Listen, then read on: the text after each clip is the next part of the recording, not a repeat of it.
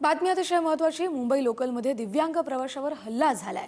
दोन्ही पायांनी पोलिओग्रस्त असलेल्या व्यक्तीला बेदम मारहाण झाली आहे। मारहाण करणाऱ्या महिलेला पोलिसांनी ताब्यात घेतलंय। अवघ्या 12 तासात आरोपी महिलेला तिच्या अल्पवयीन मुलासह पोलिसांनी पकडलंय।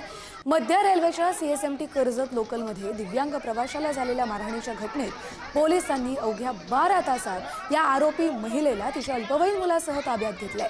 ही कारवाई कुर्ला रेल्वे पोलीस ठाण्याचे वरिष्ठ पोलीस निरीक्षक संभाजी यादव आणि त्यांच्या पथकाने पार पाडली। शुक्रवारी दुपारी 2:45 वाजताच्या सुमारास दादर स्थानकावर असलेल्या कर्जत फास्ट लोकलच्या दिव्यांग डब्यात एका दिव्यांग प्रवाशालाच महिला आणि तिच्या मुलाने मारहाण केल्याचा व्हिडिओ सोशल मीडियावर व्हायरल झाला होता। दादर ते कुर्ला स्टेशन दरम्यान लोकलमध्ये ही घटना घडली।